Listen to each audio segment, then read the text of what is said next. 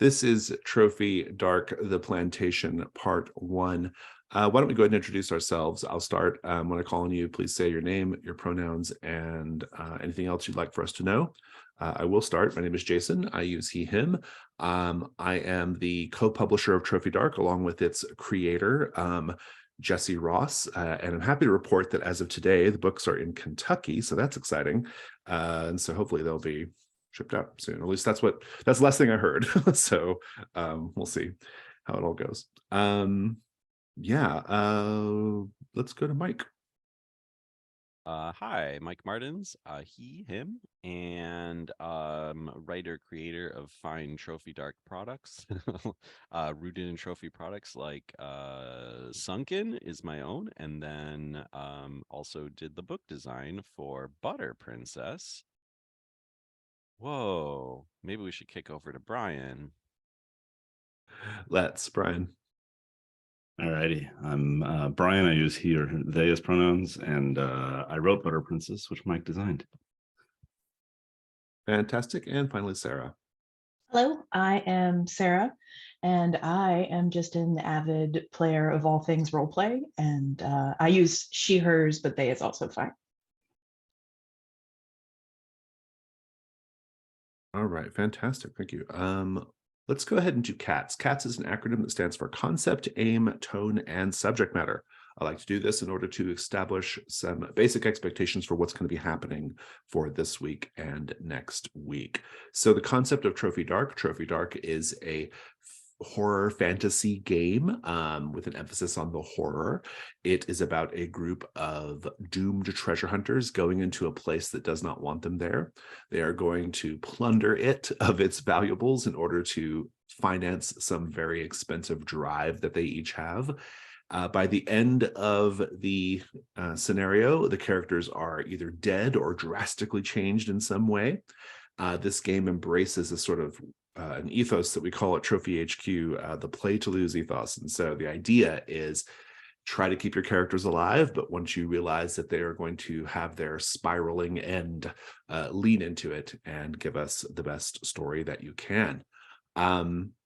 This particular incursion, the Plantation, is by Nora Rose. It is very grisly and gory, and it has a lot of symbolism and message in it as well. So it's very interesting, just from a sort of like aesthetic standpoint, but also from a sort of message standpoint. It has a lot of cool things going on in it.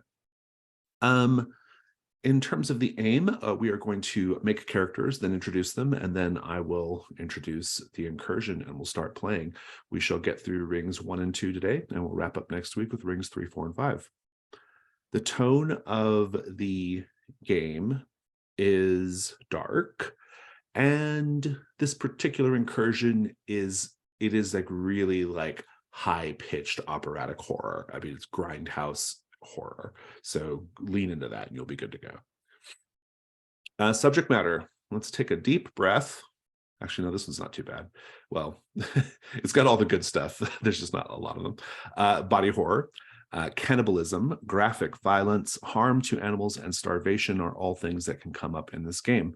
We're going to have 2 safety tools on the table. The first is going to be the open door policy. You can leave for any reason.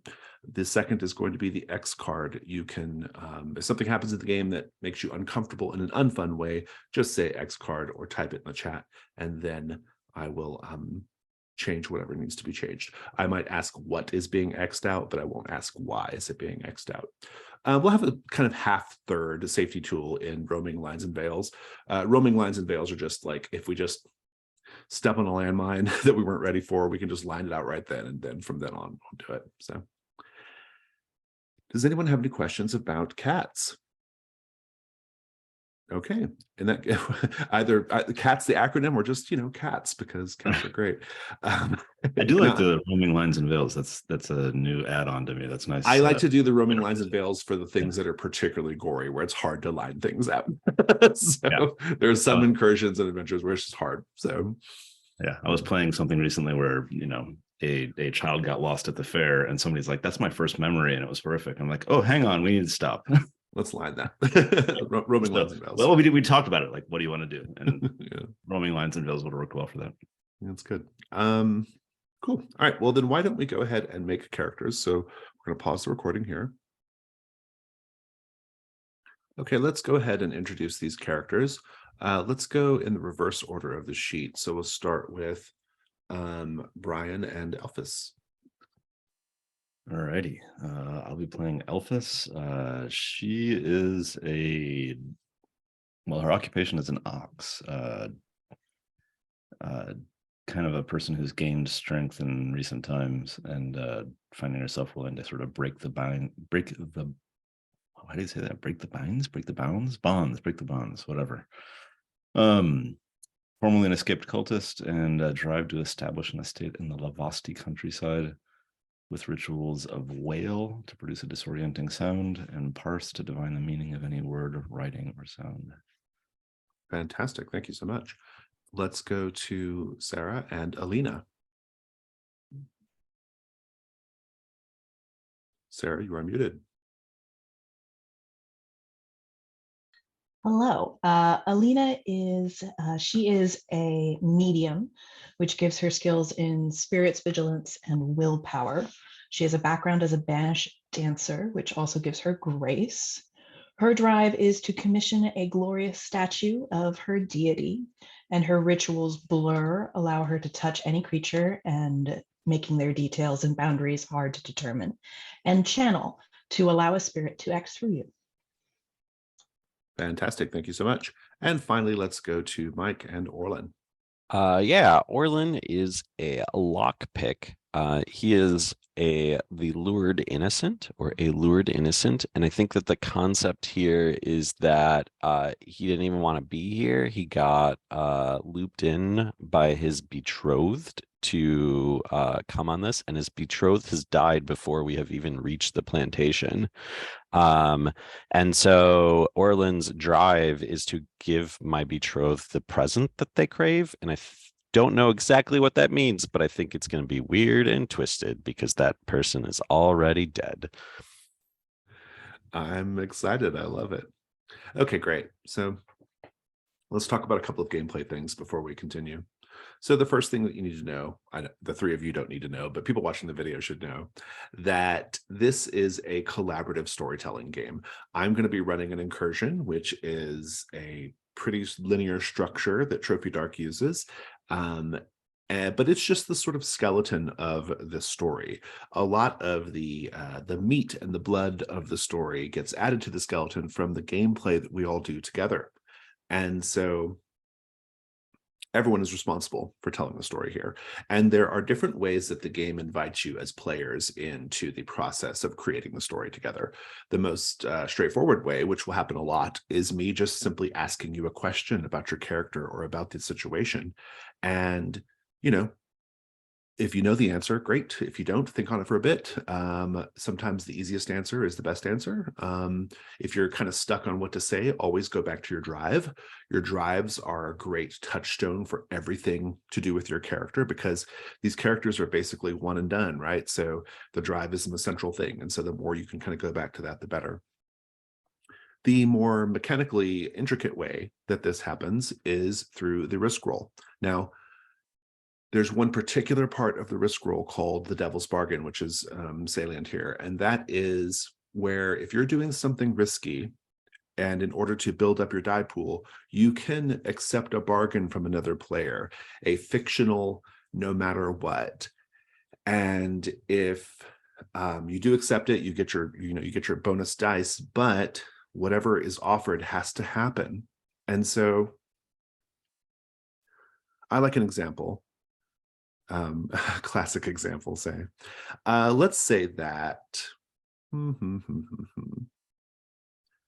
let's say Orlin is jumping across a collapsed floor on the second floor of the manor house, and someone makes the offer. I make the offer. Orlin, no matter what, you're going to drop your weapon down into this, gap, and that's a simple devil's bargain, but it's a thing. If Orlin's successful, it's because it just slips out of Orlin's hand.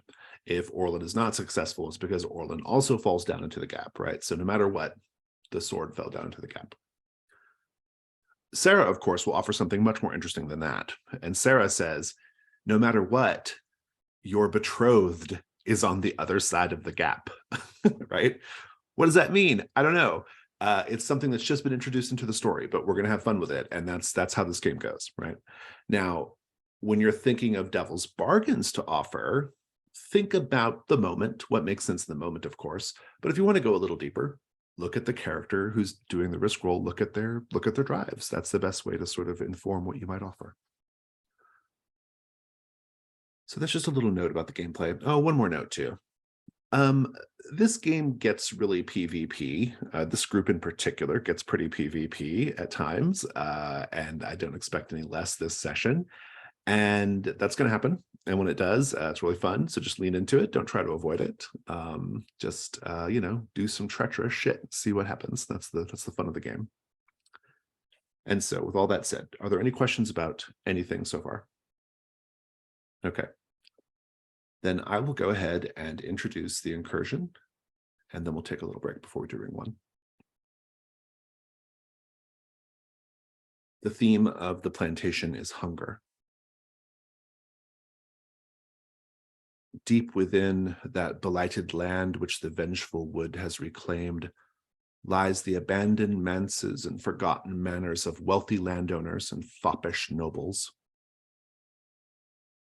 Built in hubristic defiance of the old forest, tales spread among the borderlands of one such manor, a lavish plantation atop sweeping hills that overlook terraced fields, where, before the spirits of old Caldor reclaimed what was theirs, indolent lords and ladies gorged themselves on progressively rarer and more esoteric delicacies to sate their endless hunger, eventually consuming their servants and even each other in orgiastic cannibal gluttony. Love that phrase. The nobles are gone now. They fled the butcher's knives of their comrades and the vengeful cleavers of their would-be meals.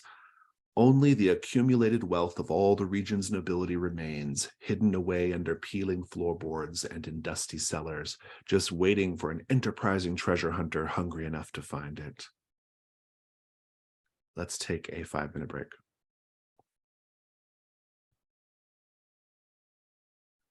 Ring one. You have arrived at this land with the promise of abandoned manor houses to plunder.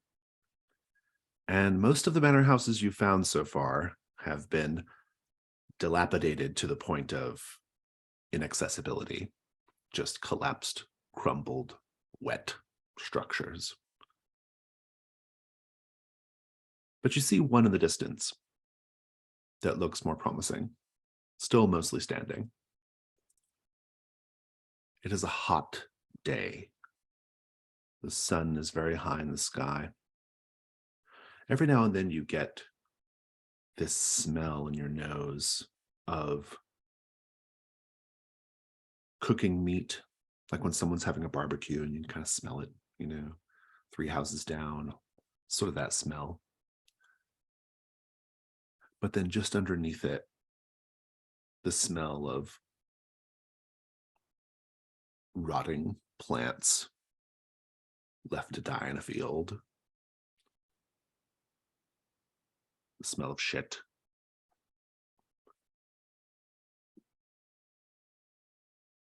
Blood. At one point, you walk past a pack of feral dogs just going after each other over a bone. It's like the bone is, if they don't get it, then all is lost. It's this ferocity, this intensity, so much so that they don't even react to your presence. They just let you walk by. You're coming around a bend of kind of tall, overgrown, kind of reeds that block your vision a little bit. But you can hear around the corner. At first,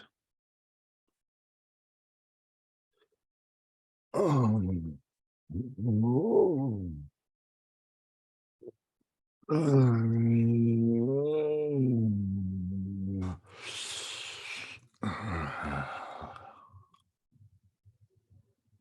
cracking of bones, the slurping of wet food in mouths, greedily stuffed. Oh, my lord, this is certainly an unconventional way of enjoying the feast, and yet I find myself unable to stop partaking. Well, my dear, in these troubled times, one has to simply take what one can get without much pretense. I'm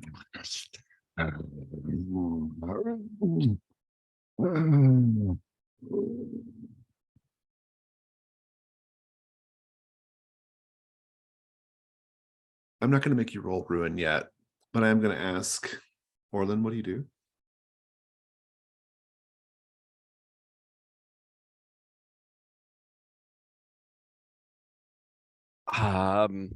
I Or let's just have the scene with Yeah. everybody there quietly overhearing this. I think maybe like I'm kind of like wandering. I have been sort of like wandering off from the others, just sort of contemplating life and death and all of that. And when I hear this and notice this, I think I am like just like sidling back up to Alina and Elphys, and probably just like positioning myself in back of them instead of like this sort of independent satellite from them. And I just look to the two of them and say, well, I suppose this is what you wanted, isn't it? To find something like this? At first groan, Alina is trying to differentiate. Is this a spirit talking to her in her head? Or is this a person out there in the world? And once she realizes that these two people exist and the slurping, she will reply to Orlin and say, it certainly sounds as if we're on the right track. Well, but from the sounds of it, the commune I came from, the farming community, we had better table manners. This sounds a little, what's the word I'm looking for?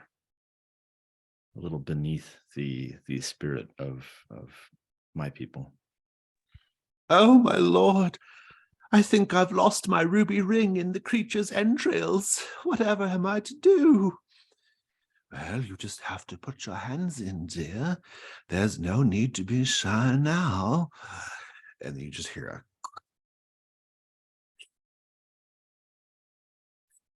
there we are. Oh, splendid, splendid. I say, how were you able to even find this magnificent animal, my lord? There hasn't been sign of beasts of the porcine or bovine persuasion in these lands for a number of years. Well, one simply has to know where to look, who to ask. Cracking of bone, slurping of blood and meat. I whispered to my companions, I don't think there's anyone that you could actually ask and get one of those creatures. Am I right that there is now a third voice that we heard, or is it still just the two talking to each other? Indeed, there are, it appears to be, if you listen long enough, there's about half dozen. Whoa. Do we want to interrupt this feast or potentially just skirt the issue altogether and head towards the house? I'm hoping there's a gap in the wood and I can put my eye up to it and peer in. You certainly can. At great peril to my soul. Probably. So this is at the far edge of what were probably once manicured grounds, and you see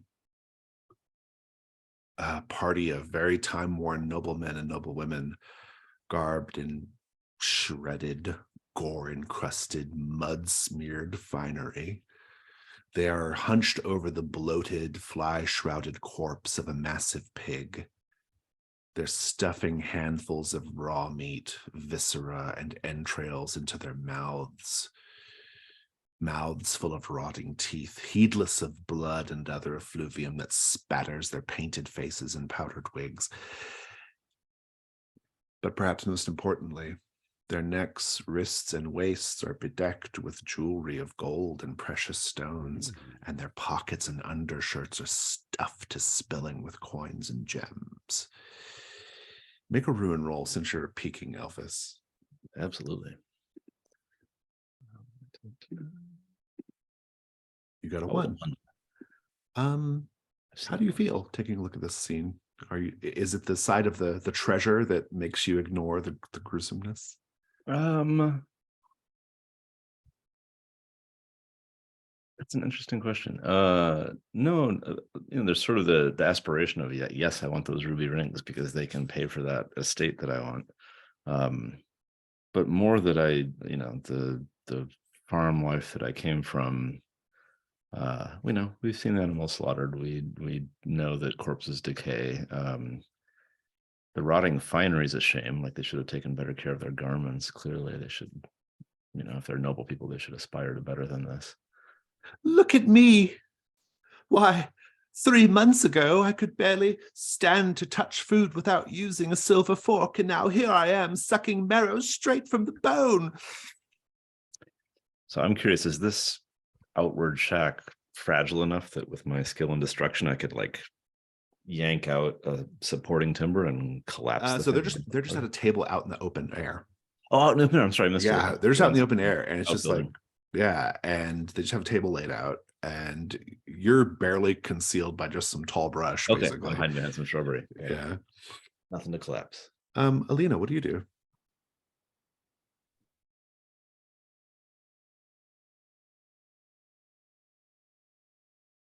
I'll lean over to my companions and say we could surprise them, but given all of the wealth these, I guess they're cannibals, noble cannibals are covered in, I don't want to scare them off. Well, that's not a human on the table. That's a porcine being. That's a pig. They look the same. I mean, they've been called the other white meat, but don't confuse the two. They're different. It's really quite a shame we weren't able to render the beast with cooking fires, that we're going at it raw. I quite like it when the fat has been rendered. It makes a particularly silky and delicious broth. There's nothing like having a mouthful of savory gelatine dribbling between your teeth, down your lips. Orlin, what are you doing? I'm pulling out a length of string and some bells, and I'm just kind of looking at the other two and just shaking my head. And I'm just it's like you've never done this. It's like you didn't plan for any of what's going on. And what I want to do is kind of set a perimeter alarm, because if we are going to sneak away from these people, I want to know if they're coming back to the place where we're headed. So I'm kind of trying to set up sort of a security perimeter for ourselves. Have you around taken the a glimpse at the party yet? I think I just hear them. Okay. And I just know that there's a lot of them, and I know that our little heist is not going to work if they come back on us. Elphys, did you mention all the finery and jewels? Some finery and jewels, not. They're also very decrepit looking. I'll say that as well. Yeah, in a fight, if we want to try and, rob them, we might be able to. They seem a little decrepit, a little gorged. I think we could possibly just relieve them of their jewelry. Maybe leave them tied up here in the woods.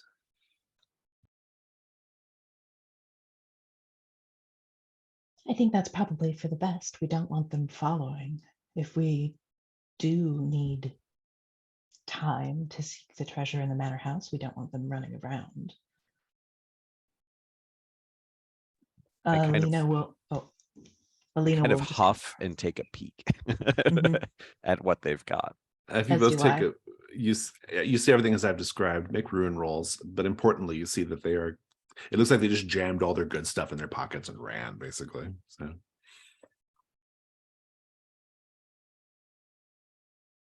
Alina got a 1 on the ruin roll. Mhm. And what about you, Orlin? 5. Orlin, your 5. ruin is going up. Well, of course, the one person who didn't want to look.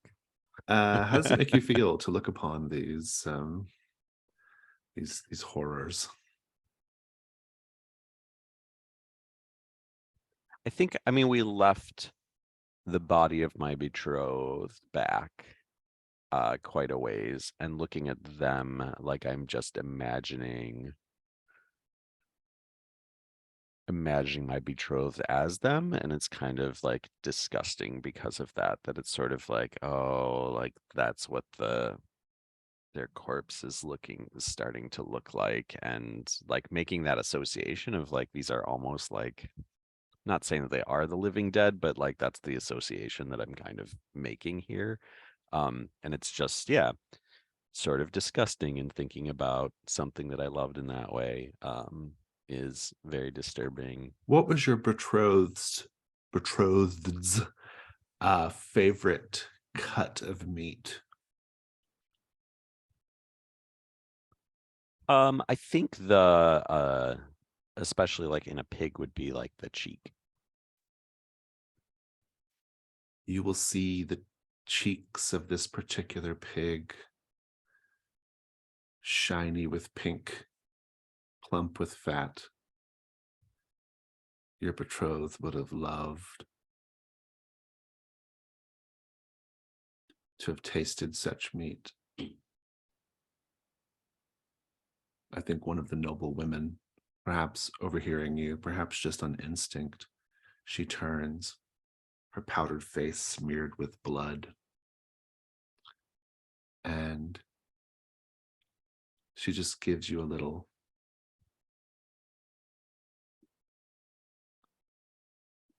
What do you do?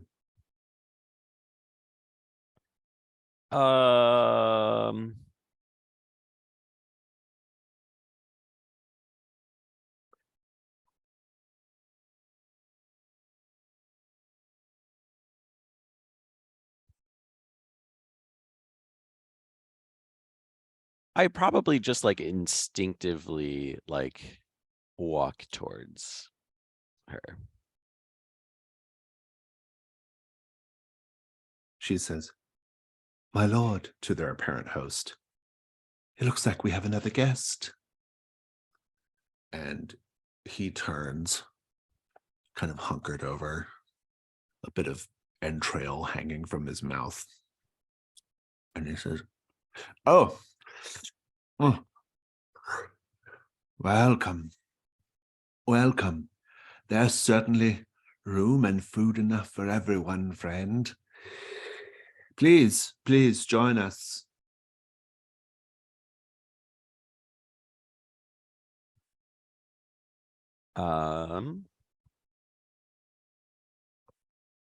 Kind of like look back to the other two for whatever their like signal is here. But I'm still like walking towards the table. What shall we call you, friend? My name is Orlin.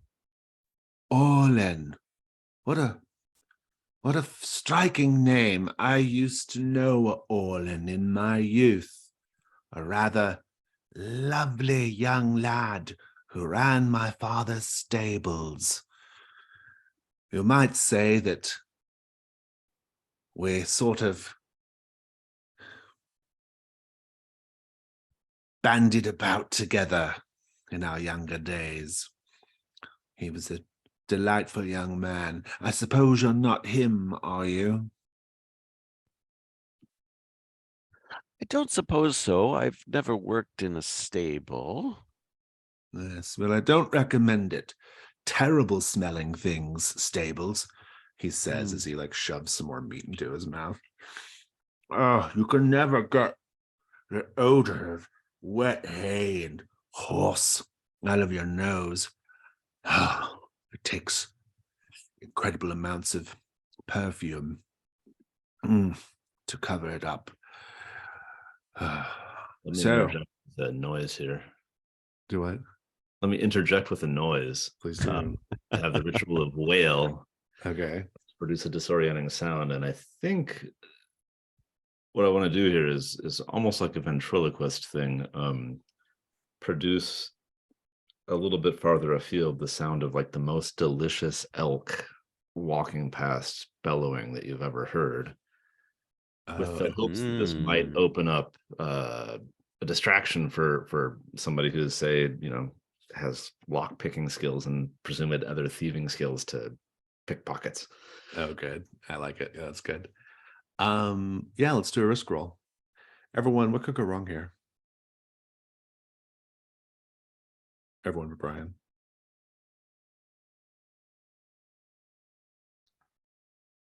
I mean, clearly there's not actually a giant elk, and so if their attention is turned onto some beast that sounds delicious, that beast could very well be our ox. Your ox. Is there an ox? What ox is this? That's my occupation is ox. Oh, okay. You're not an actual ox, though, are you? No, although I've got an inkling of a character that I might play out here. Like, think about the Minotaur for a moment. I'm almost picturing me as like the descendant of a mule. Like, I pass for human, but I'm not completely human. And I came from a farm that, my escaped cult was a farm with some questionable practices regarding, humans and animals. I don't know. Humans and animals. Yeah, that's good. Okay, I like it. I'm into it. Yeah. Any other thoughts, Sarah, about what could go wrong?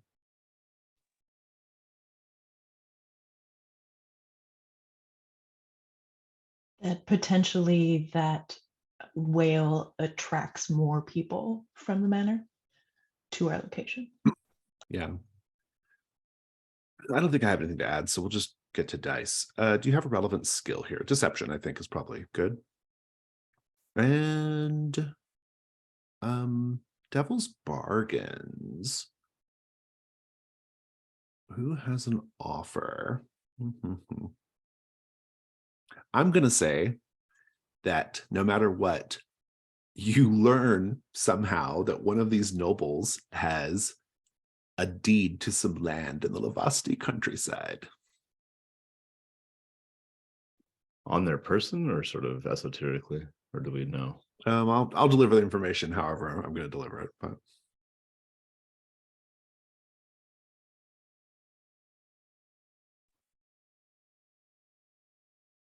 any other offers? No matter what, you are actually stuck using the same elk whale for the rest of this ring.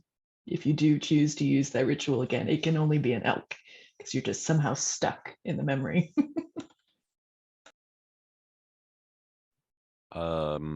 You attract an actual elk that's going to be following you around for this adventure, for better or worse.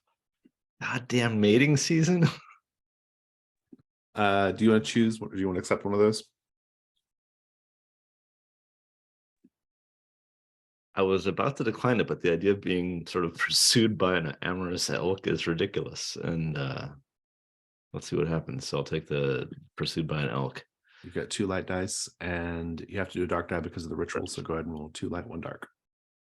5 That light. is a 5 light. The complication is going to be that they're going to try to kill the elk first.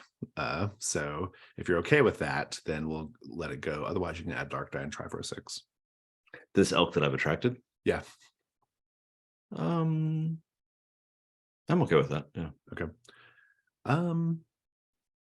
Let's just have the scene. How do you distract them? Oh, you know how people sort of like yodel and can make their voice sort of roll across the hillsides? The farm where I grew up we were used to calling animals, calling to each other, and you learn all the sounds of the animals there, and so it's not that hard to emulate an elk. To emulate a very delicious, tasty elk, though, that requires a certain level of skill and panache, and that's one of the things that I was known for, was sort of my ability at emulating delicious elk. My And so- lord, do you Voice- hear it?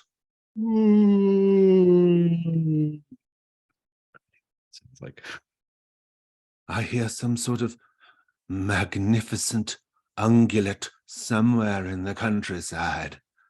Oh, it has been so long since I've had venison. Do you still think we've got it in us to bring the beast to bear? And they all sort of get up. They wander over to the general direction of where they heard the sound come from. I don't see it, my lord. I don't see anything but just old rice paddies and dirt and mud. And they're just kind of peeking over brush, kind of looking around, and they're quite distracted. Intonation actually projects the level of fat upon the rib cage. So you can hear that echoing off the trees. It sounds like a plump one, my lord. It sounds like it's fed beautifully. I imagine that the meat on the bone is going to be most delicious. The marbling, most exquisite. We must find this animal and bring it to heel. What are the rest of you doing in the meantime? They have left some of their belongings at the table, as well as stuff in their pockets. I think during this distraction that Alina would like to try and scoop up some treasure and pick some pockets. Oh, very good. I think they'll be sufficiently, since you have skills in this, your lockpick, right? Oh, no, that's Orlin, but that's I Orlin, am yeah. graceful and Oh, I'll take that. Yeah, grace works. What do you take in particular, and how do you hide it from the others?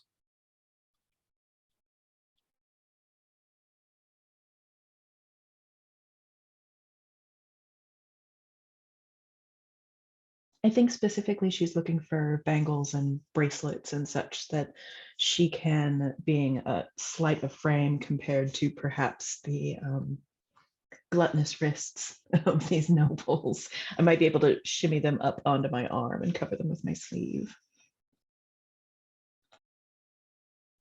As a former dancer, is Alina concerned about getting gore on her clothing?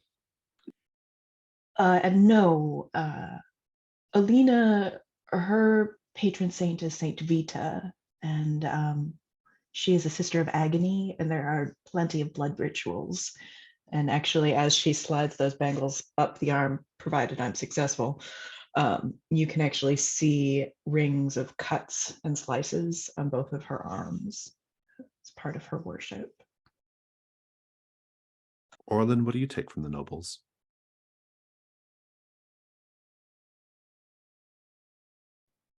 Whatever garbage I can get. I feel like I am doing this to try and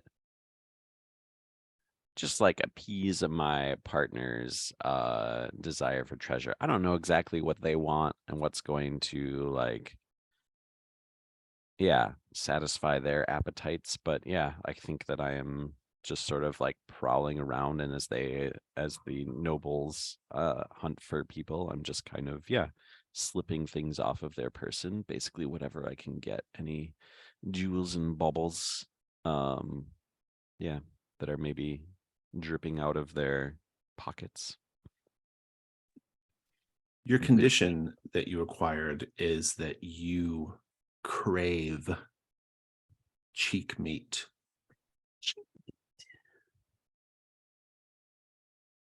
And as you are making the rounds, quite easily purloining things from these distracted nobles, the pig, which is laying on the table like a sort of bloody cornucopia, the pig keeps winking at you.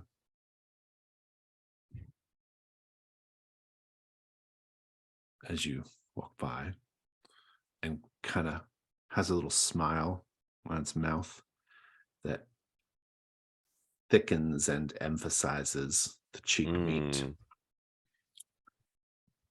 I think this is kind of a classic Poe moment. Every time I walk by, I'm like, "You shall not tempt me, little creature," and like just keep on like it's escalating every time, and it's like, no, not now.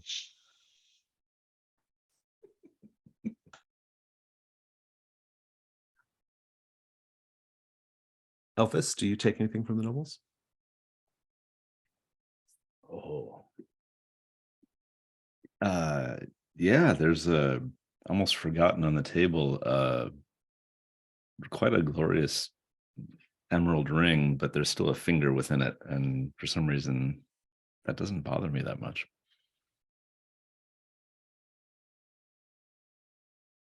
To your great surprise, perhaps, Elphys, a large elk does appear, and one of the noble women says, "There it is, my lord.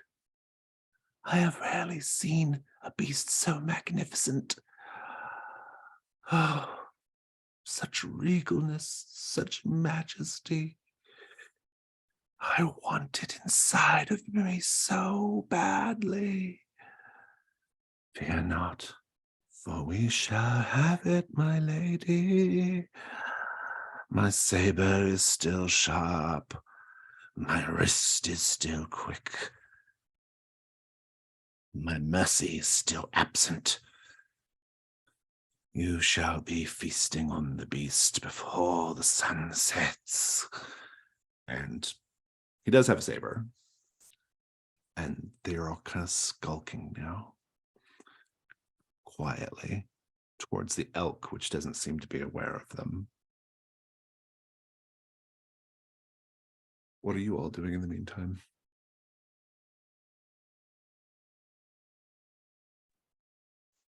I mean, I think I'm ready for some cheek meat, so I'll go over and just slice a little bit off.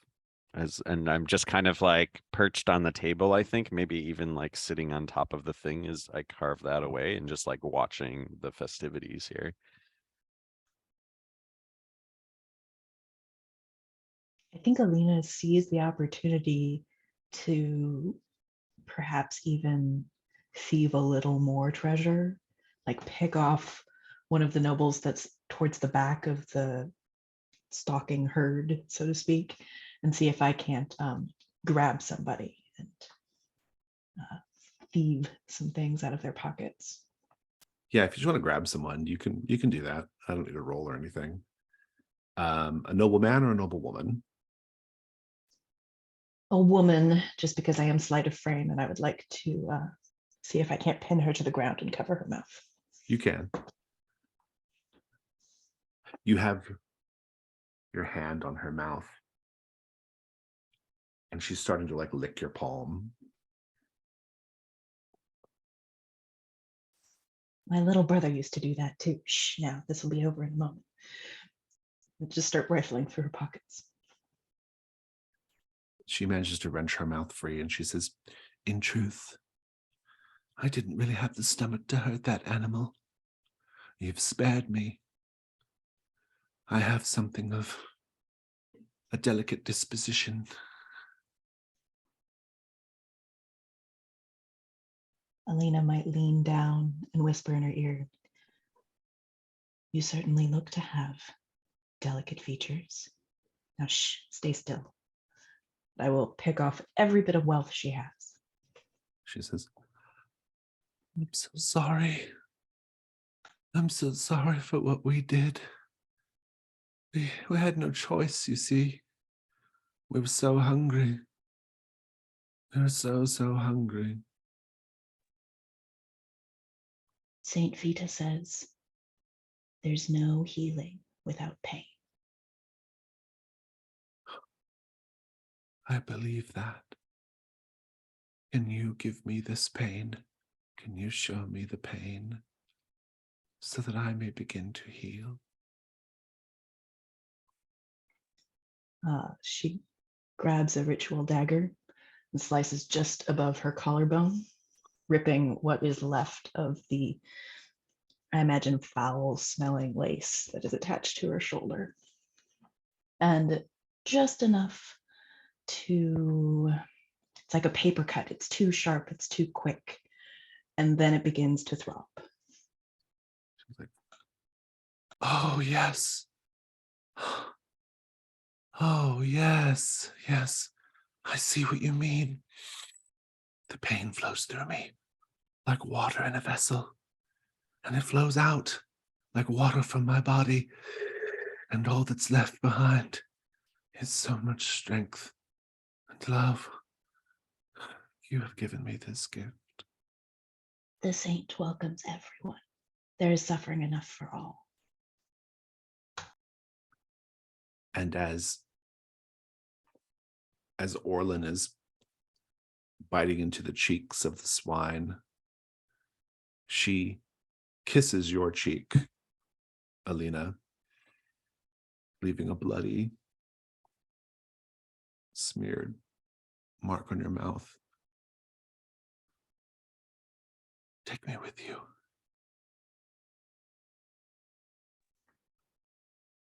Can you show me where the treasure's hidden? More than just these baubles you have. Maybe, but I know things. I know things about the house. I can help you once we get there.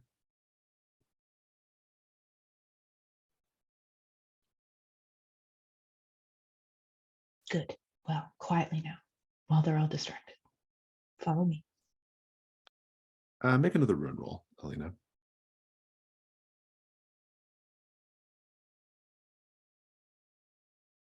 I rolled a 2.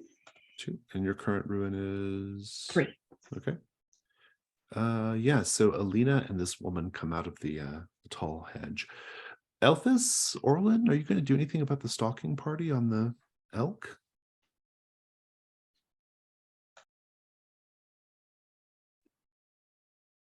I had an idea to try to lift some keys from someone if somebody has keys to, I don't know, not the estate proper, but the larder. I don't know.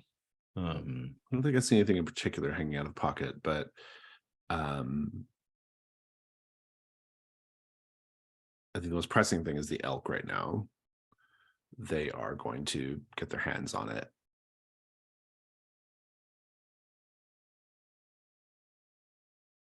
If you don't do something. Yeah. Do we want that elk alive?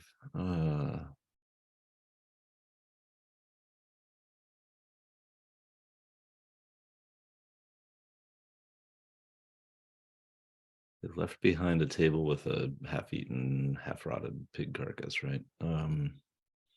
They have. they made like they did quite a number on the pig carcass. I think they're still hungry. So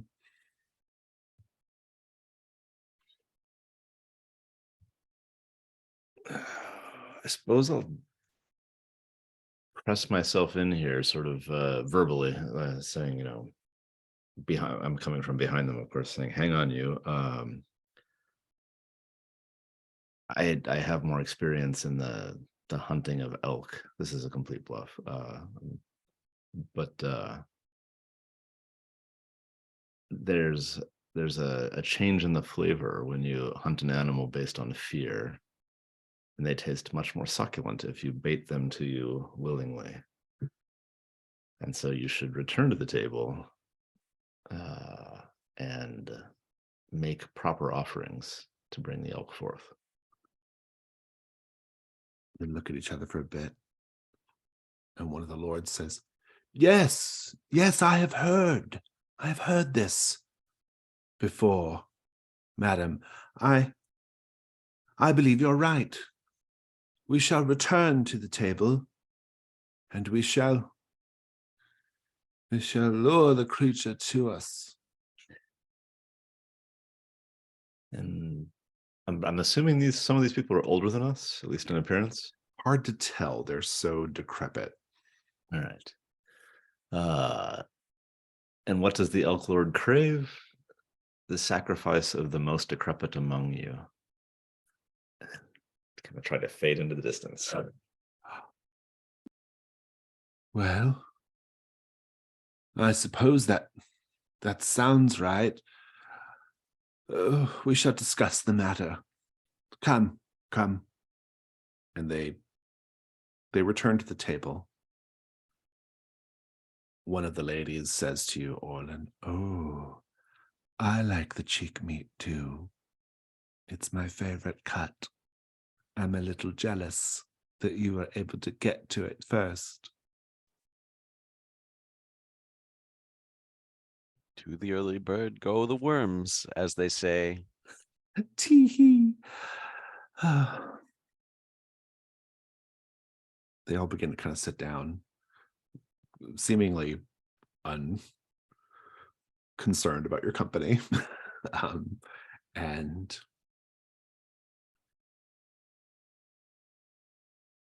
they do begin to start having a conversation. Now, the matter before us is, do we sacrifice one of our number in order to lure the beast to us? That is what our guest, Madam, what was your name, my lady?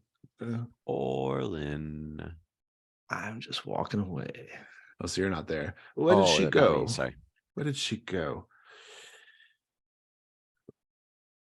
Elphys is sneaking off. Orlin, having saved the elk, presumably. Orlin, you're there, still eating pig. Alina, what are you doing? I thought that I was shepherding this decrepit woman that I managed to snag back into the weeds, so we Okay. could sneak off as well. You're sneaking off as well. So they've left you, Orlin. I think there's only one way to determine who amongst us is weakest. Everyone put your left hand down on the table. And they all do. Now, good sir, since you are our guest, Orlin, perhaps you could take this mallet. And whoever can resist crying out, or I should say who cries out the loudest, they will be sacrificed for purposes of attracting the ungulate to us. Mm-hmm. They push the mallet toward you. Okay. I'll take that mallet. I think that I have been also just walking around the table, sort of like stalking the table and maybe kind of secretly tying them into their chairs. As I sort of look around and they think that I'm just observing, like I am, yeah. I like it. But yeah, I'm willing to go on this mallet adventure. Let's have a risk roll to see if you can secure them all to their chairs. Okay. Brian, Sarah, any thoughts on what could go wrong?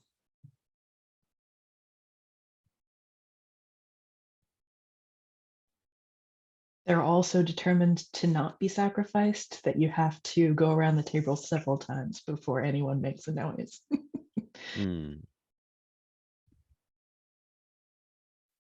that sort of almost comical sense of tying shoelaces to shoelaces or tablecloths to somebody's apron strings, you accidentally tie one of them to you. So when you presumably take off running, you're dragging one with you. Oh, no. I think they just they realize your duplicity and try to sacrifice you to attract the elk. Do you have a relevant skill here for sneaking around and tying them all to their chairs? Security or acrobatics? I think the two together, we can make a fairly strong case for deftly moving behind them and tying good knots. I'll take it. You've got one light die. Sarah, you can offer the devil's bargain.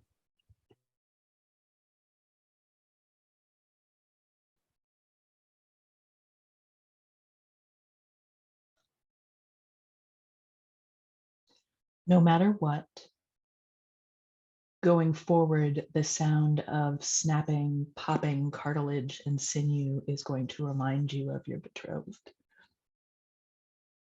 I'm gonna do a devil's bargain after all.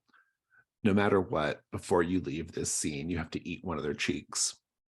Ooh, I like that. I'll do it. You get 2 light dice, and I don't think it's a dark die necessarily yet. So go ahead and just roll Okay. 2 light. And I think to make it fair, I'm going to interpret acrobatics that way. So I'm not going to do like flips and tricks and that kind of stuff with it. I just imagine in it the as future. like just as a general stand-in for dexterity. So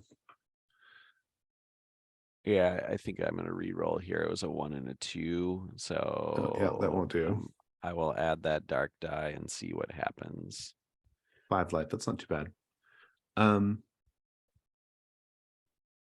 The complication is going to be whoever's cheek you eat off, they fall in love with you. Oh, no.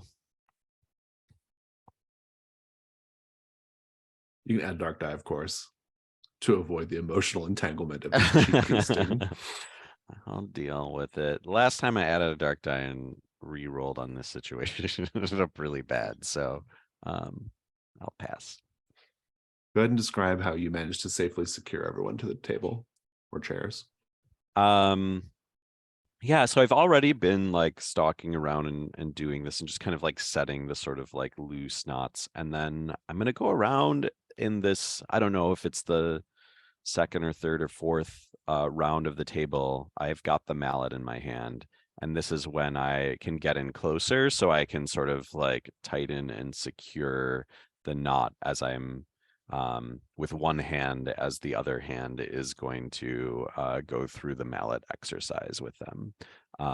So yeah, at each point that I'm seeing if they can withstand the smack of the hammer, that's when I think like, yeah, just as I like whack it down is when I pull the knot tight so they don't feel that like the pain on their hand is a lot more than the pain that they're feeling from the string cinching up. Alina and Elphys, you hear an occasional scream come from behind you at the table.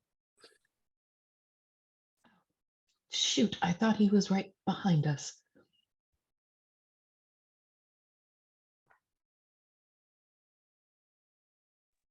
The young woman who's with you, her name is Libet. She says, Elphys, Libet, Elphys. I think that perhaps Lord Hawthorne has decided to find new, more grisly amusements for his guests.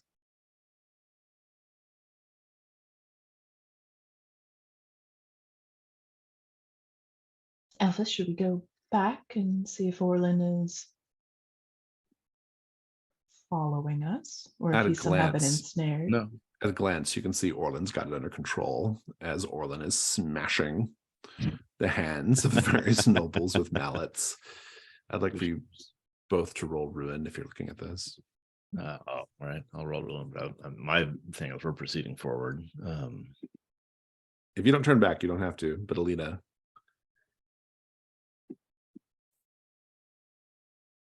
Somehow this absolutely wrecks me. Seeing my companion this is the one that turn gets so you quickly to violence. This is the one that gets you. Perhaps how I'm does it make you seeing the feel? cheek meat portion of it. Yeah, that's what I was wondering. Like, when does that? Let's get that into play. Mm-hmm. I think one of the noble people, a man or a woman, your choice, they look particularly succulent in the face. Orlin.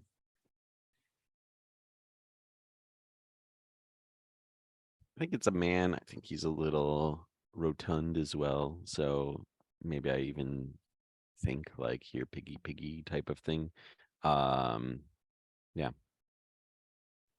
As you are slicing into him, that's, Alina, what you're seeing.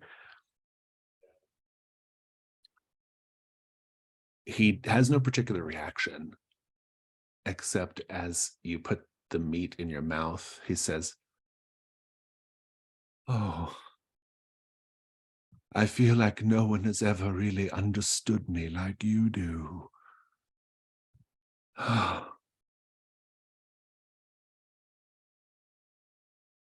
My body aches. I am distended to near bursting. My hand is smashed. My face is carved off. And yet, all I can think about is you, Orlin of the stables.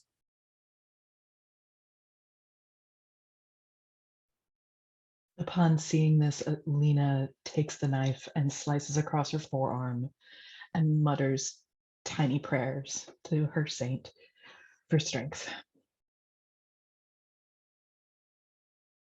And I whisper to him, I lean down and whisper into his ear, well, I am not for you, but I do see you have another cheek to give.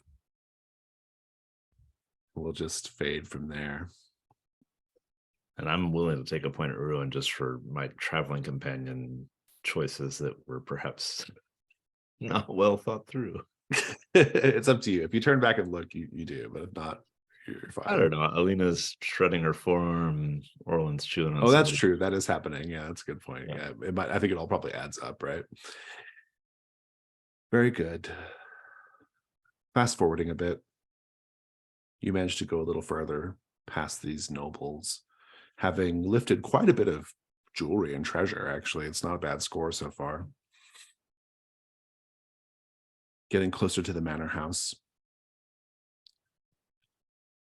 When you come upon an overturned stagecoach, the stagecoach, it looks to have been sort of torn apart in a frenzy. There are suitcases and bags of shredded and discarded finery sort of strewn about the road. The moldering, maggot-infested corpses of a pair of horses are still lashed to the wagon. Perhaps most ghoulishly, the charred body of a footman is strung up under a tree, skin crisped black as the bark of an oak. A cook fire still smolders beneath the body, fueled by the remnants of muddy, ashen silks and satins, and there are definitely bite marks all up and down the footman's legs and side. What's left of the skin of his face is pulled taut into a rictus grin. Everyone make a ruin roll.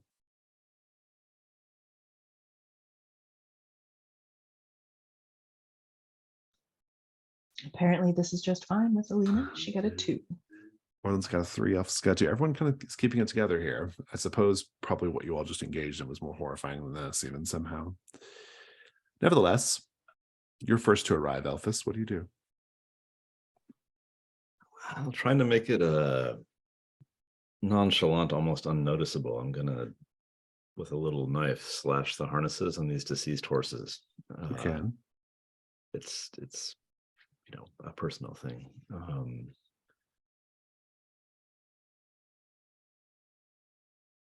The footman who's lashed to the tree, bite marks, like has the body been gnawed upon? Is it just Yes. baked? Okay. It is charred and bitten. Yes.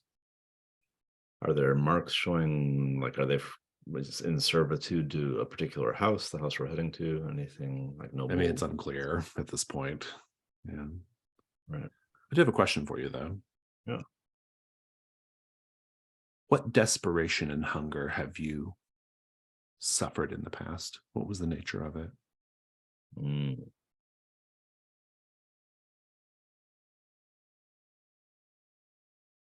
We'll tie this into the harness. When I was a youth,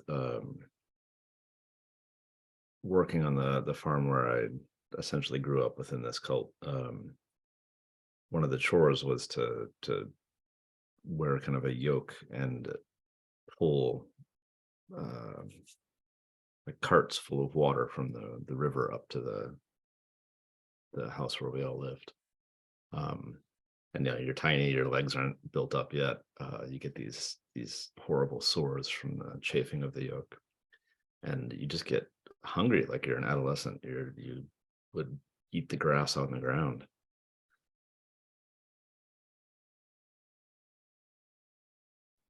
I owe you a condition, don't I? Yeah. You are starting to feel a certain stretching in your mouth and nose area, an elongation.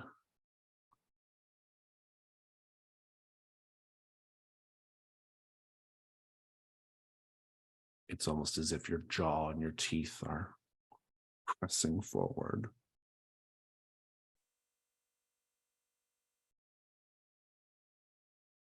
Alina, have you ever suffered hunger in the past or particular desperation?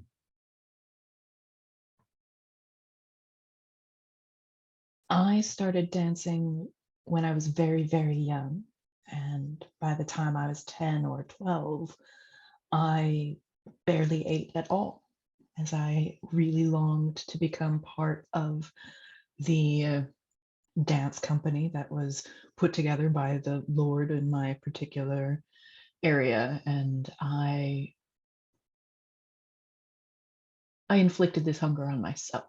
And it was as I was dancing that hunger would alleviate. And then finally, when I broke my leg due to a flash of perhaps psychic medium spirit enveloping my body, I turned to my saint, and she filled that hunger again. When you were a dancer, would you say that you felt objectified? Yes, and it was often uncomfortable, especially when I was younger, to see the leering eyes of these plump and rotund merchants. It seemed inappropriate that they, the age of my father, would look at me so. You look down at your right arm and you have lines of ink beginning to appear on your skin, marking you off like choice cuts of meat, a butcher's diagram on your body. So then, in between all of the old scarring on her wrists, it's starting to fill in. Beautiful.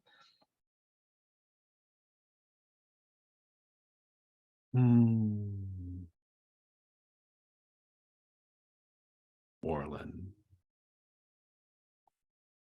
what sort of gift do you hope to find for your beloved?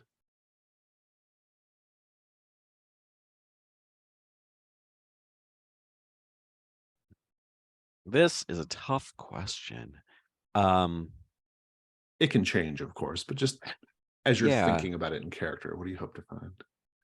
I think I am hoping that something that connects to a time before we were in all of this mess of treasure hunting, and they're dragging me into these things because of my lockpick skills, which I prefer. Urban robbery as opposed to these crazy adventures into the forest.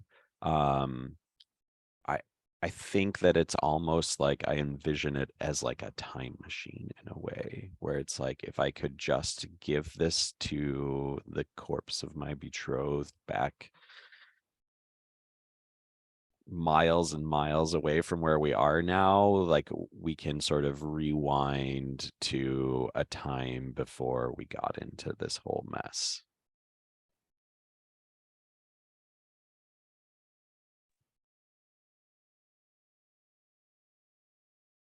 The air is filled with the maddening, unending buzzing of flies. The smell of charred meat fills your nose. The sun is up high, beating down, making everything hot and hazy. So passes ring 1. Let's take a 5-minute break. Ring 2. As I mentioned, the air is filled with just unending buzzing of flies. At one point, you pass beneath a fruit tree, and twigs burst,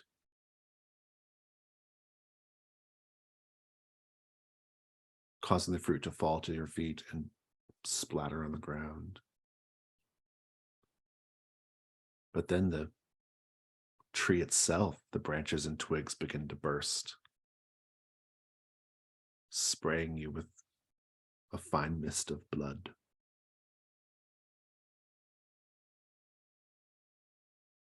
You emerge into the irrigated rice fields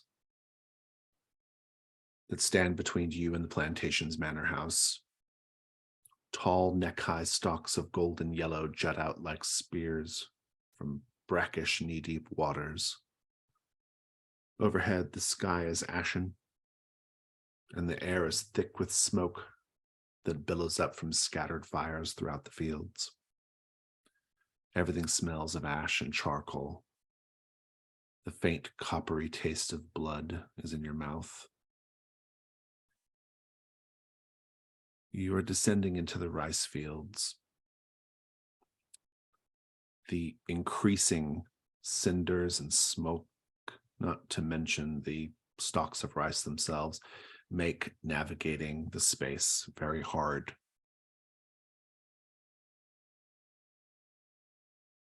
The mud at your ankles is as thick as molasses. Swarms of biting flies descend over any exposed flesh.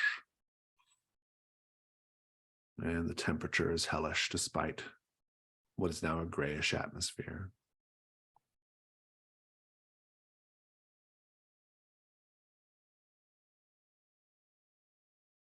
Libet kind of falls down in the mud a little bit. She says, "Alina, I don't think I can go on. I think this is it for me. I don't have the strength. I need the pain so I can find the strength."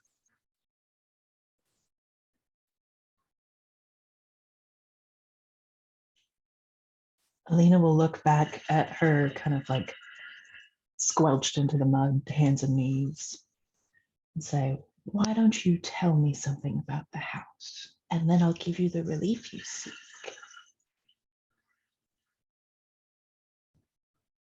All right. The house has guardians, beasts that used to go about on 4 legs, but now go about on 2.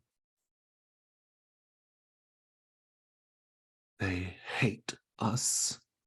They hate interlopers. You will hear them before you see them. And if you hear them, you must run. Now, please. She says the word run. I carve a thin red line across her other clavicle.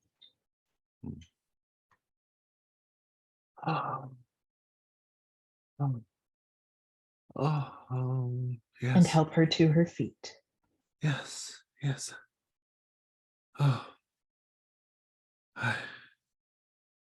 My strength has returned to me. You are a tonic, Alina. Keep up, my dear. You have much use ahead of you. Orlin, you've managed to get sort of separated from the group.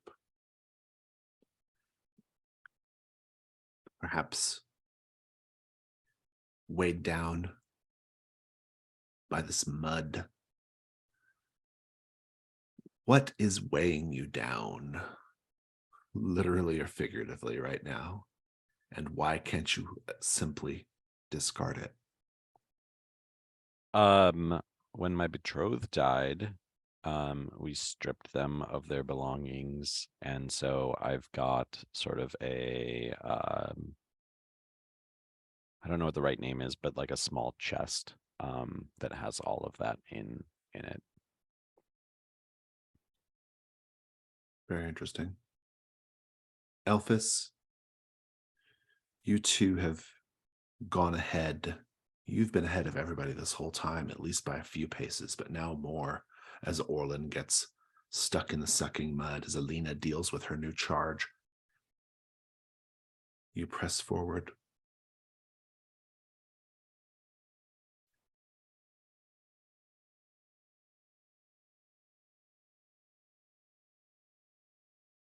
At a certain point, you see something up ahead, something moving in the water.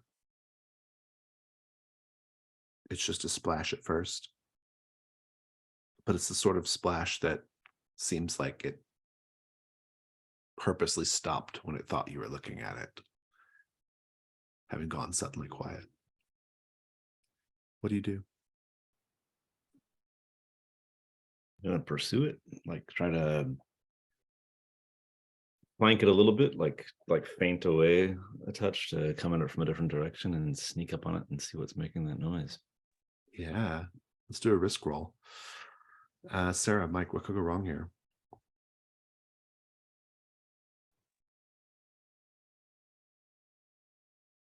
By skirting around the edge, you get yourself into a situation in which you are literally stuck in the mud or somehow trapped by the environment. You wade too deep into something and you get stuck. Yeah, that's my feeling on it too.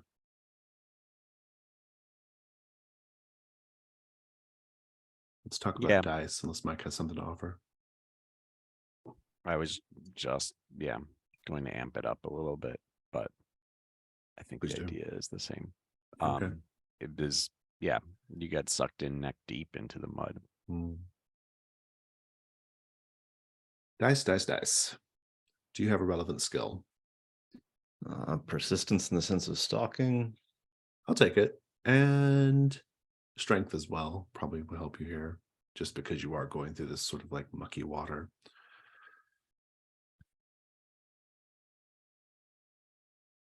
Devil's bargains.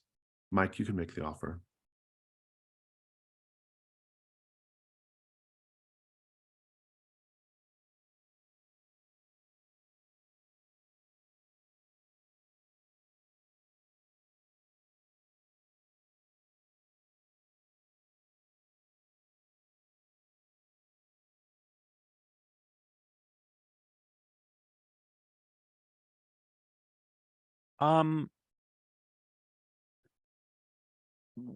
What if like the smell of the mud and the earth here just convinces you that we are in Lavasti?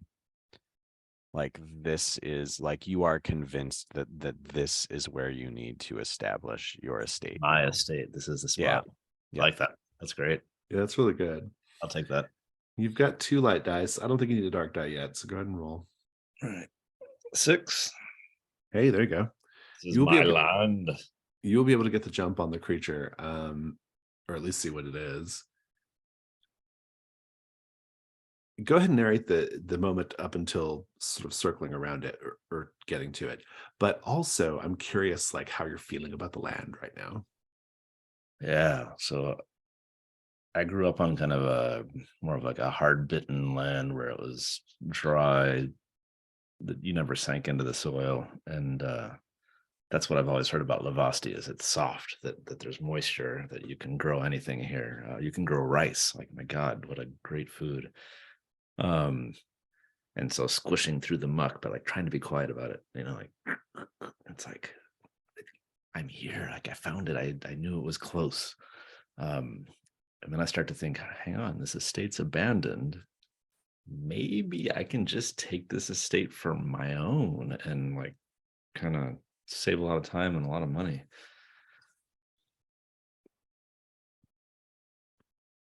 We'll come back to the scene.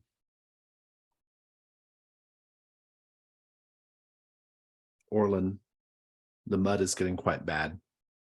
And if you don't drop the chest, you're going to sink unless you can come up with a different plan for wresting yourself out of it.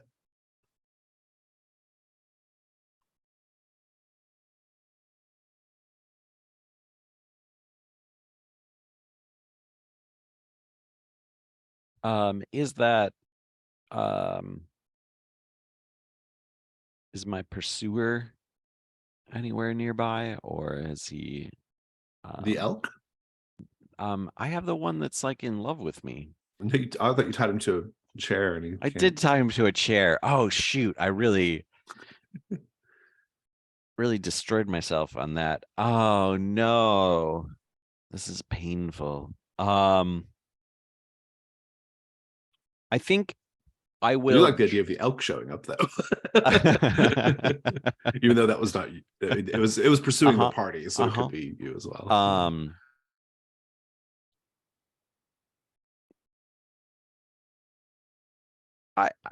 I probably still have some like thread left, and I think I will drop the thing, but I am going to, like Hansel and Gretel style, like tie the string to it, and wherever I go, like I will be able to trace it back. To get Maybe back I'll to tie it. it up somewhere, like at Yeah. a landmark or something, but yeah, I'm gonna sort of like mark where it is essentially. That's good enough. Good. Alina. At a certain point, you hear Libet say, Alina, look. And indeed, stepping through the water gently in the rice field, looking about carefully, is this elk. She says, oh, isn't it magnificent? I guess they didn't get it after all. What a shame. A creature of such grace deserves to live. Do you think I'm a creature of such grace, Alina? I think you are small. Her and powdered wig frail. is askew on her head at this point. Poor thing. I think you are small and frail, and I am here to help you. All Come right. on now. Let's keep moving through. We have to get to the manor.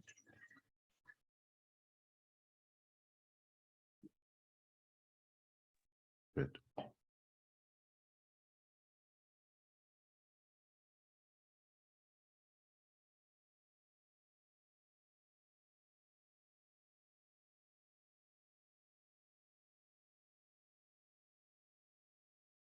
Orlin.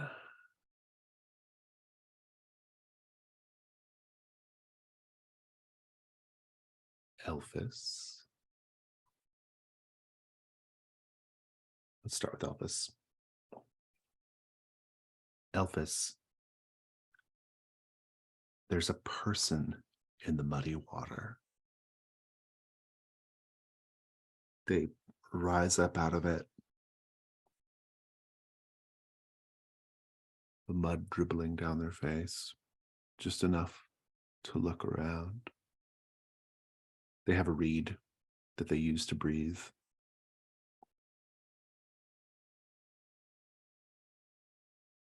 And then they go back down. They haven't seen you. What do you do?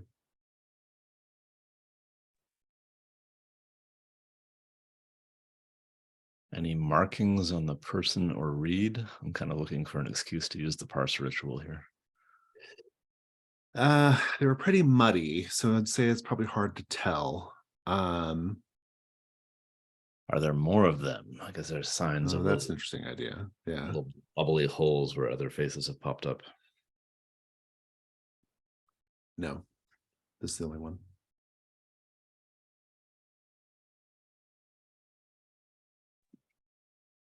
I think like an Eskimo waiting patiently at a hole carved in the ice for a seal to pop up. I'm going to squelch my way around until I can get there and grab them by the neck the next time their face pops up. And I'll wait. Persistent. I'll let you have it for free since you've already did a roll on this. Eventually they do pop up. You just grab them? Yep. Ah, let go of me. Unhand me. Who lurks in the mud? This is my land. My family's land. I'm here to reclaim it. Who are you, trespasser? Reclaim it with a reed in your mouth. Like your progress is astounding. He slaps your hands away, this young man. He says, reclaim it by the blood that flows in my veins. And whose blood is that? The blood of my father, the noble blood of my father and mother.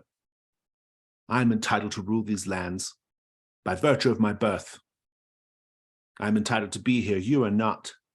What are you doing here? Pull out a kerchief and spit on it and wipe some mud off of their cheek. Do not patronize me. What are you doing here? Come to rob us of our finery, of our jewels? Your finery is already sullied. I'm more confirming that you're truly noble. What can you tell me about this estate that you claim to have ownership to? What is wrong with your face? Birth condition. That's how my people are. Kind of like just sighs. You have no business being here, and I have no remit to tell you what you're going to find here. If you're not careful, you're going to find the pointy end of my blade. Are you the last of your family, or are there more of you?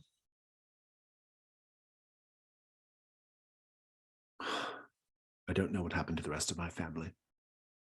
They all became unwell, and I ran. I'm going to look around at the beautiful Lavasti countryside, notice that there's no one within sight, and push their head under the mud and hold them there until they expire. I will have no rival in this claim to the estate. That's definitely a risk roll. Let's get the dice on the table first. What could go wrong here? I think he just guts you, but maybe there's more to it than that. Any thoughts, Mike or Sarah? I mean, yeah, a hand reaching up out of the mud with a knife in it, like it's pretty much the worst thing I can imagine. We're reading too much into him saying he doesn't know what happened to his family, and his family arrives on the scene to see you murdering him, attempting to murder him. Let's do dice. What skills do you have that might apply here?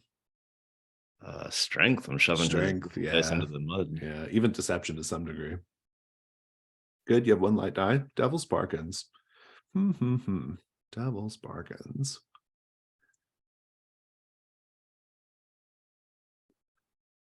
Has to be something that can succeed whether you kill him or not. I think I've got one. Go ahead. No matter what, having been presented with this rival, you now will be compelled to murder anyone else who has such claim. Anyone else that says, this is mine, you will be immediately in battle with them because it will not stand.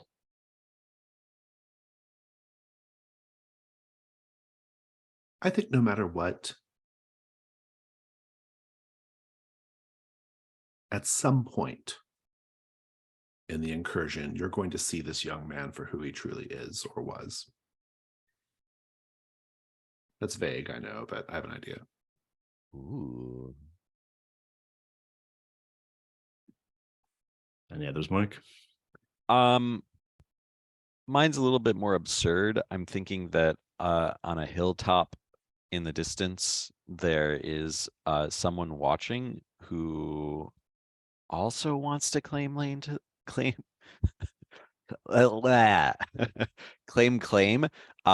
this land, and has eyed you as a rival in the property wars of Trophy Dark. I'm too wise to go up against the county assayer's office, so I'm not taking that one. Let's find out what the future, or sorry, in the future, what this person really was, or who they really are in their claim. You've got 2 light dice. Take a dark die as well. 3 ones? Did you just roll 3 ones?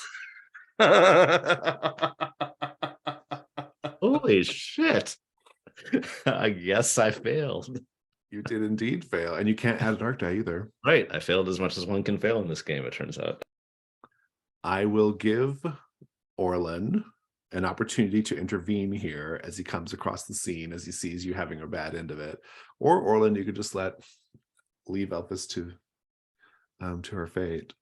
Oh man, can you set this like the scenario of how it's going wrong when I Yeah, come sure. upon the scene? I think basically, so we see Elphys pushing this young man down under the water, and then it changes. Like Elphys gets kind of spun down into the mud, and he raises a knife to stab Elphys.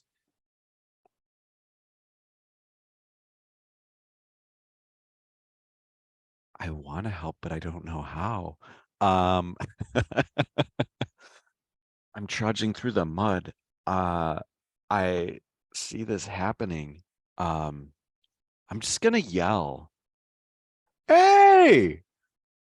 Stop that! What are Roll you doing?" roll a help die. Oh no. You got a 1 as well, which means your ruin goes up because it matches the dark die. It doesn't work. Yeah, Elphys. We just see a knife plunge into your chest. A spray of blood spatters up into the young man's face, and he kind of leans down at you and whispers in your ear as your lifeblood is flowing out. You think you can take what belongs to me? I don't think so. No one takes what belongs to me. This is mine. I was born to it. You're just a beast of the earth, and to the earth you shall return. And he pushes you below the water. You can now assume the role of this character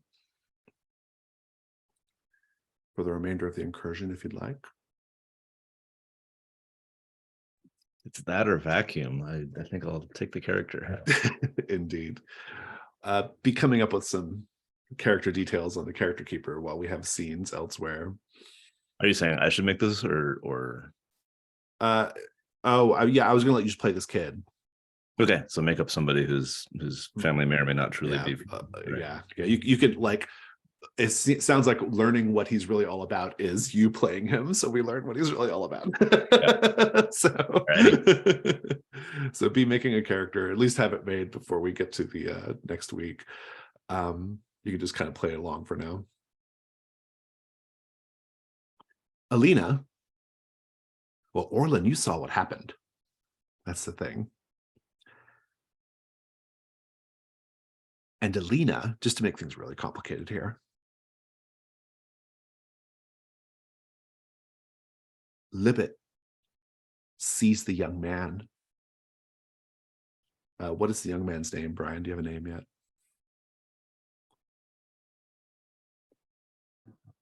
You're muted. Oops, sorry.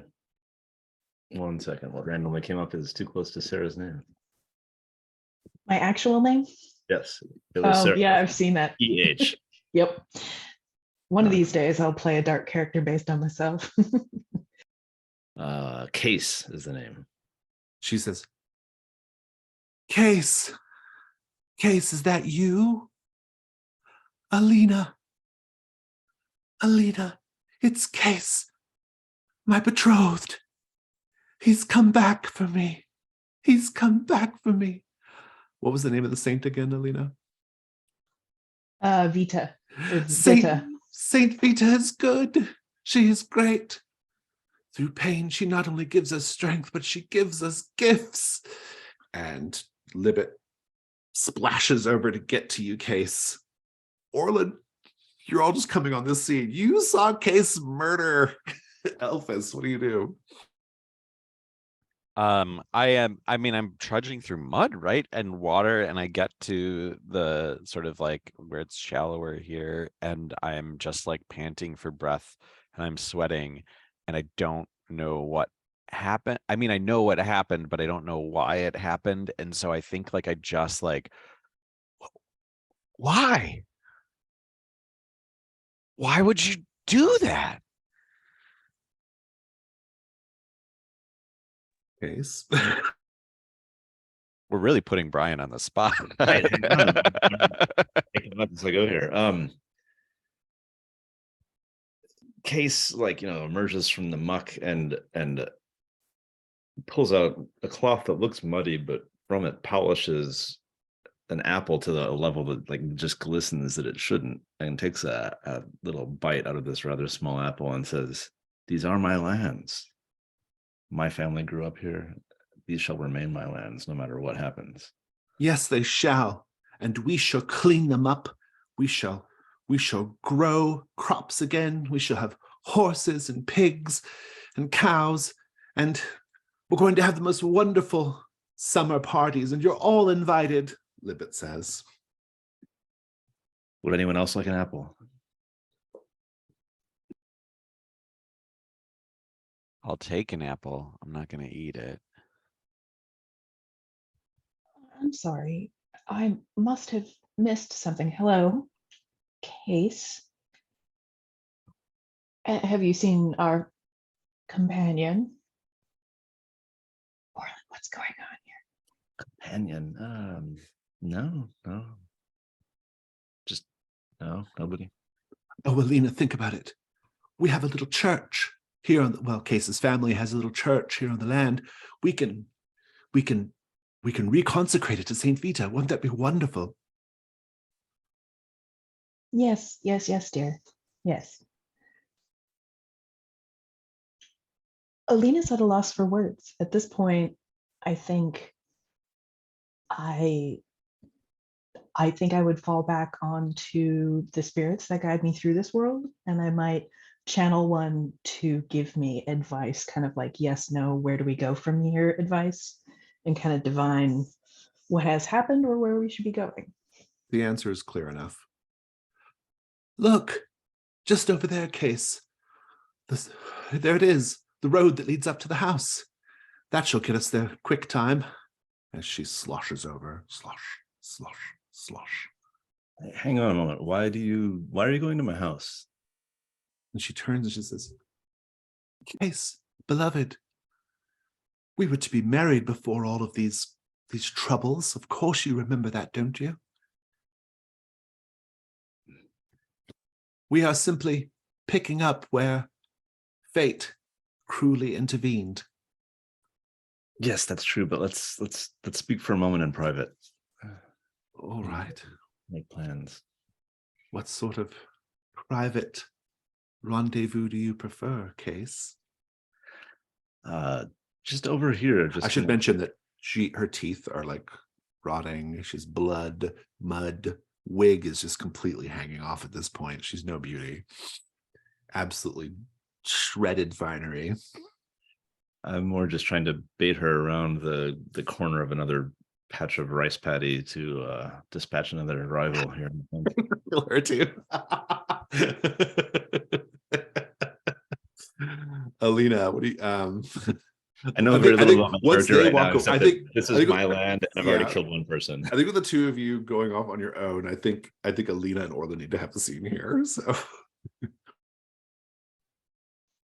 Orlin, what is going on? I trudge into the water to retrieve Alphys's body. That's how I'm going to show Alina what's going on. Oh, Sister Saint. I see. Well, he would perhaps be useful as a guide if he truly did grow up here as he claims. I wonder what's taking them so long. We've already lost others on our venture out here, and all apologies to Alphys, but some that we have lost are more important than she was. I know you miss your betrothed, but Elphus's ghost is like, fuck my drag, right? But I'm essentially indicating, Sarah, that I don't care. Like if I've come along this far after my betrothed died, like Elphus is meaningless. And I push the body back into the mud. all right. Well, Alina cuts between two blue lines that have formed on her wrist and a fresh red one between them, and mutters a little here and there, and how the suffering has finally ended. Send her on her way. Let me just have a ruin roll off the two of you as you come to the realization of what's going on here, or what just happened. Ooh, a 6. Oh, gee. Both going up, eh? Yeah. 6 and a 5, both going up to 5. Yeah. Well, it's time for the betrayals. Case. You can dispatch Libet without any risk rolls, so just describe how you do it. Oh goodness. I offer up one of these apples, saying, darling sweetheart, the family orchard is ours for the two of us to share, and give her an apple. I've taken the ritual orchard in which I can conjure up some poisonous apples. Nice. She takes the apple and she says, "Oh, Case, it's like when we first met. Do you remember? Our fathers arranged the courtship. We sat underneath that great big tree behind your house on a swing. And we ate. You slaughtered and roasted that hog. I remember that, the hog on the spit just turning over and over. Well, I was going to say, we ate apple tarts that your cook had made. They were so delicious. And this isn't quite an apple tart, of course, but I can't help but be reminded of those sweet golden days. As she bites into the apple, she says, "Here, let's share." Oh, I've already got mine. And I show up my little apple with the bite mark already out of it. All right. A little toast, a little cheers of apple to apple. She bites into the apple and a tooth stays in it, and there's just a long strand of blood and tendril. She pulls the apple away. Oh, it's delicious. Oh. As the poison takes hold, I'll shove her face into the mud and kind of cram her legs down until she disappears beneath the surface. Indeed. The three of you come out at different times, but eventually out onto the main road leading up to the house, which you now have access to. You've emerged from the rice fields, a little scattered, but within eyesight of each other, well, at least the two groups. This largely eroded road does lead right up to the manor house, and it's flanked at each side by withered willow trees, stripped to the bark. There's more to see, but I'll give our Ruin Fives a chance to do reduction roll first. Alina? If I see Case coming back on his own, can I make a reduction roll by making sure that I am ahead of Orlin, assuming that he has just killed our first companion and my new companion, and that he's just going to continue murdering us? And by leaving Orlin behind, I might be able to use my reduction roll that way. Oh, by just splitting up from the group, basically. Mm-hmm. Yeah, I'll take it. Let's roll.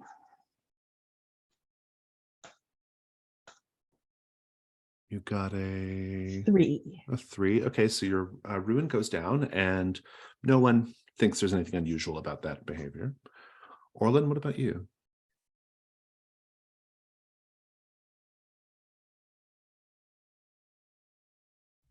Um,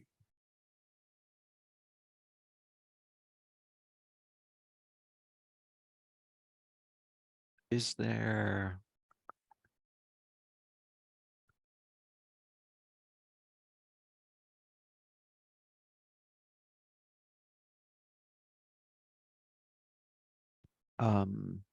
Yeah, as we walk, like I'm sort of like trying to figure out what I witnessed. Um,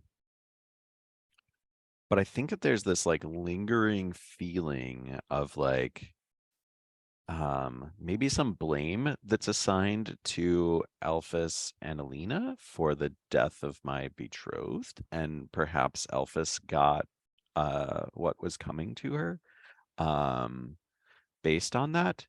Um so I think maybe I'm even going to like poke a little bit at Case um and just kind of like try and figure out because I don't know what his motivation was, but maybe like I'm sort of like trying to understand what that motivation was so that in the future that's a button that I can Kill press. Alina too. Yes. Yeah. Well, let's just what do you say? Like, what do you say to Case as you walk up? Um I don't blame you for killing another person. Surely you must have your reasons. Um, I am always interested in the motivations behind these things, though. Elphys was no friend of mine, just a companion on this journey.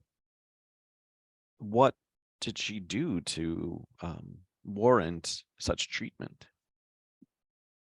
Ah, killing another person.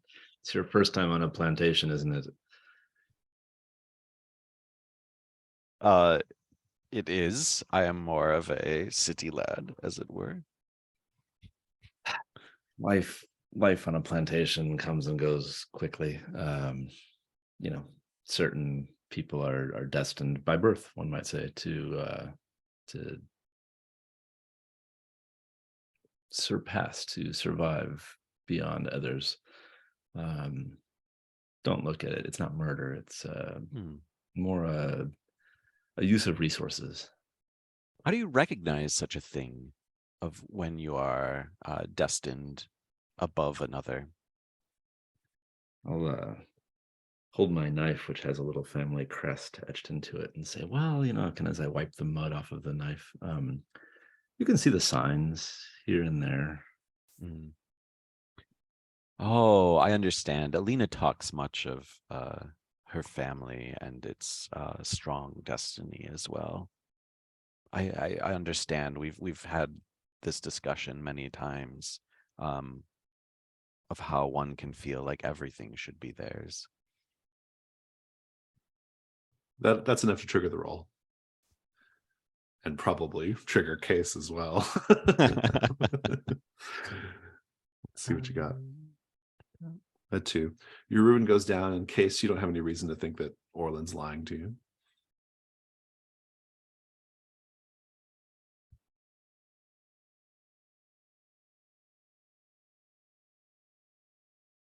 We can keep that scene going, or we can fast forward. So it's another way one might know about power structures on a plantation, that a lot of things are arranged through marriage, and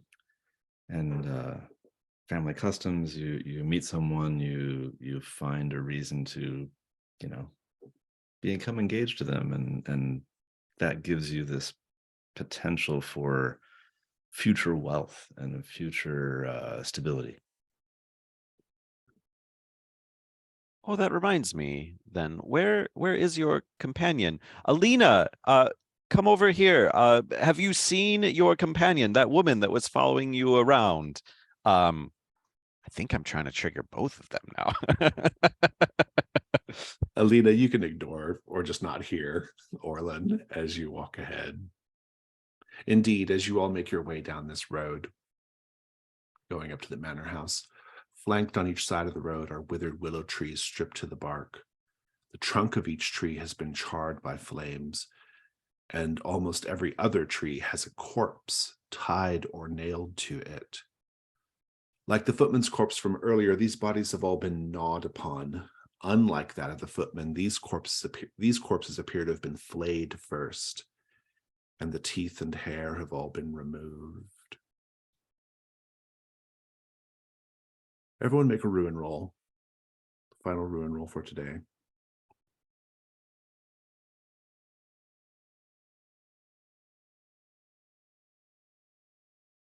Lena goes up. Elphys is fine. Orlin goes up. I'm actually not fine in that I'm no longer Elphys, and so. Oh, that's right. You are now. That's right. I don't know if I can change Case. the dice roller. Yeah. I think I'm stuck as Case for the time being. Yeah. sorry. So Case goes up as well. Yeah. Case, I like the idea of the condition just passing to you, almost like you received it from Elphys. You can feel your ears elongating. Okay. Yeah. Your snout pushing forward. Mules love apples. Just saying. True that. Alina, the butcher's marks have started to spread up your neck. Indeed, around your cheeks, which look very delicious, Orlin, should you ever lay eyes upon them. Indeed, Orlin, all of these corpses, their cheek meat looks very fresh. Indeed, you can see it clearly, their skin having been removed.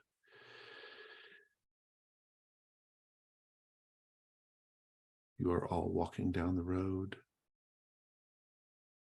The manor looms ahead.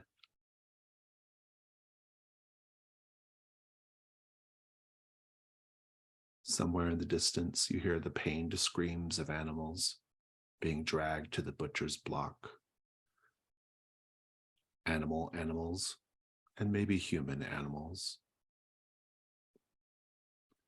And a keening wail from vultures circling overhead.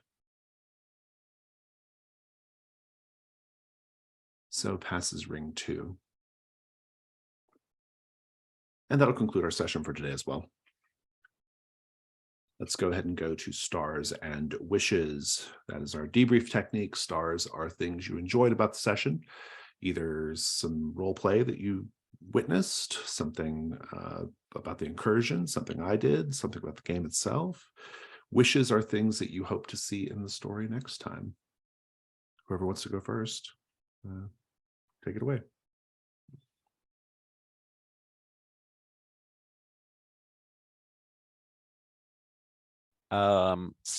First star was the first moment of Jason really doing those voices, and that was a lot. I was as close Jason to loves a X-carding slurp it, noise. but it was also, yeah, like it was just like, oh, this is just rotten. And throughout the entire thing, like I think that, yeah, the NPCs are really very, very on point in this one. They always are, but yeah. Star to Sarah for, I think this is the most sinister character that when I've played with you that you've had, and like you just pulling that out right off the bat, like just startled me. So a star for startlement. And then empathetic star to Brian for having his character killed off in the second ring. And just very quickly, yeah, just connecting it to a new one. But I kind of like that arc is kind of similar and tied in. Like that's really, it feels like a really cool horror movie to me in this vein. So really appreciate that.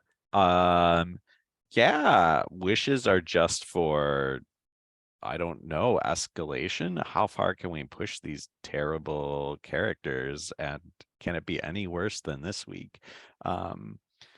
Yeah, my wish is that it will be. Yeah, I echo many of those stars and wishes, or all of them, but I'll also say that, yeah, I quite enjoyed the leaning into this sort of like wants and desires of the saint and sort of passing that on to Libet. I really enjoyed those role play interactions. Those were really fun. I love that we killed a character so early. It's pretty rare to lose a character to the dice in Trophy because there's so many ways of obviating it, but the dice were done with Elspeth, or what was her name? Elphys. They were done with Elphys, and so that was that. And so, but I thought it was a fun moment in the story. It felt really good. So yeah, I quite liked it. There was also something really interesting with those two, with Elphys and Jace almost being like, or Case being like, almost like kind of like bookend characters to each other in a way. Because like one was like a literal farm animal and one is like the young, lordling, like there's something like interesting about that there's an irony there that I think was really, really intriguing. And I'll be curious to see, once you've had a week to think about it, how you play that out, Brian. I like that, Mike, you leaned into the whole cheek meat thing. I would have probably given you a few rings before I like forced the eating of cheek meat, but you went right for it. So that was good. And yeah, it was a really fun session. I love this incursion. This incursion is so dark and grisly. It does feel like a really just good over the top horror movie, but not just like pure Grand Guignol blood. It also has like, there's a humor to it. There's a macabre, there's a macabre, almost camp sensibility kind of interwoven throughout it. And I really, really enjoy it. And it gets worse from here. So I'm excited to do that. That's my wish.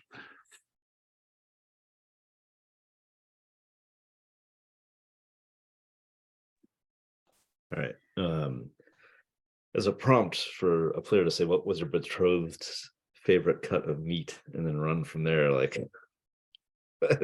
we got a lot of mileage out of that prompt. It was fantastic. And I like the visual of a powdered wig askew with what was the line? Oh, am I a creature of such grace? Was the line. That visual stuck with me, or kind of combination visual audio. I'm loving Sarah's sort of ballerina of the cuts, and the response to licking a palm of, my little brother used to do that. Now shh. What else? Yeah, like it feels like and maybe it's just the gore factor, but of Trophy Dark played so far, this went gruesome really, really quickly, but all in a way that fit our characters. So I really enjoyed how we're playing off of each other in that regard. Do you have any wishes you want to do too, or? I wish that I never roll 3 1s again, followed by a 1 on a help roll. That's my wish. Well, I have a star for those ones because it was precisely like those single pips were just stabbing your character to death. I mean, and one more for good luck. Thank you for the stars. For the last couple of sessions, I've been playing these kind of like poisoned positive people. In this case, I wanted to see how that kind of sadomasochistic sort of devotion played out in this gory kind of context, like what lines and veils my character is going to have here. So that'll be more of a wish for my character development.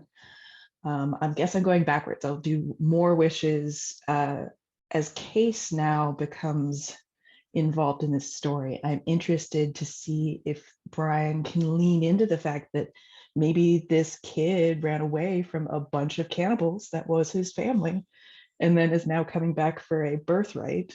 That's going to be fun to see if all of those details kind of play in. And then Orlin, I mean, you've embraced the nature of the beast. So how much of your story is going to get derailed into this new lifestyle choice you've made with the cheap meats? I'm thinking of like the, the oyster in a chicken It's like underneath, and it's like that beautiful round, like that's what I'm imagining cheek meat. So it is both delicious and awful at the same time. And I have a feeling there's going to be a lot more of that going forward. Other stars, Jason, you described that cheek meat as succulent in the face. Was the like that was a really good turn of phrase. And Orlin, I like how just like every man you're playing, or Mike, you're playing this Orlin character as an every wait, stop, what are you doing? Like it's very it's a nice counterpoint, because you're embracing all of this cannibalistic ideals, but also like, well, you can't murder people. So yeah, I think stars all around. I look forward to oh god, it's gonna get bad. Tis indeed. Yeah, great fun. Any other stars or wishes? Okay, then I shall look forward to picking up and concluding the plantation next week. Let's wave goodbye to people watching the video.